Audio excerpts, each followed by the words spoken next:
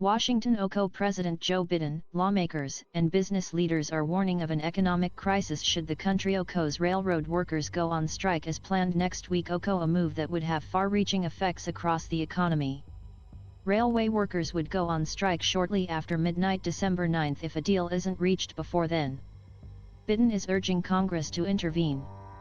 Without congressional intervention and with talks between workers and railway operators seemingly at a standstill, companies across the economy are bracing for a complete shutdown of freight and passenger railway systems. With a shortage of truck drivers, companies would not be able to shift their shipments, stranding a vast majority of goods. Just how damaging a strike would be to the economy would depend on its length, but a strike of even a few days could lead to a cascade of events that would disrupt supply chains for weeks, industry officials warn. The White House projects that as many as 765,000 people could be put out of work in the first 2 weeks. Businesses integral to our normal day-to-day life, like food and fuel manufacturers, will feel the impact immediately and will quickly trickle down to consumers, said Jeffrey Hausman, the chief product officer at the supply chain management firm Samsara. Here are some of the ways the U.S. would feel the effects of a railway strike. One of the most direct impacts of a rail shutdown would be a potential shortage of clean drinking water for millions of households that rely on publicly owned water systems. Treatment plants use chlorine and other chemicals to clean the water that eventually flows out of the tap, and the vast majority of those chemicals are transported around the country by rail from factories to distribution centers.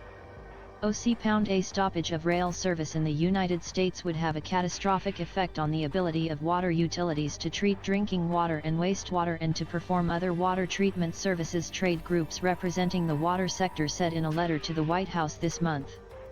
This would present a significant threat to human health and to the health of the environment. Even the threat of a strike risks disrupting deliveries. Because chlorine is a hazardous material, companies have said they will start winding down shipments as early as a week before a possible strike to ensure no chemicals are left on the railways when operations would shut down. In September, when there was another threat of a rail strike, there was a steep drop-off in chemical shipments the week before. About 25% of grain in the U.S. is transported by train, and food producers ship 1.2 billion carloads a year of grain products, such as flour, soybean oil, meal, distillers' grains, and ethanol, according to the National Grain and Feed Association. Not being able to move such products would cause a drop in U.S. food exports when countries increasingly rely on the U.S. food supply after the disruption of exports from Ukraine. It would also limit ranchers' ability to feed their livestock, with some regions relying solely on rail for their shipments of grain, said Michael Seifert, the president and CEO of the National Grain and Feed Association. We cannot have our exports dropping due to a rail strike, and we also have a number of areas of the country where livestock producers have to ship in their feed via rail. Idaho's really the only way they can get it, so we could have severe shortages of feed in a very rapid period of time, Seifert said on a call with reporters. Farmers and grain producers are trying to pre-position supplies to prepare for a shutdown, but they are constrained by limited storage space, Seifert said. Grain processors typically have 3 to 10 days of storage availability, after which they would have to stop production until the products are moved out to the mills or ethanol refineries.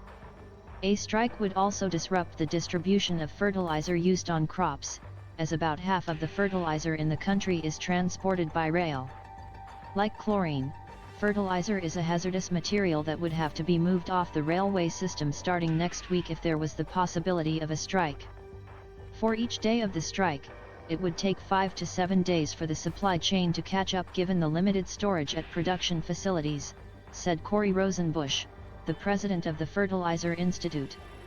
If this is not resolved quickly, fertilizer manufacturing would have to be curtailed, Rosenbusch said on a call with reporters. This would be absolutely devastating for fertilizer distribution.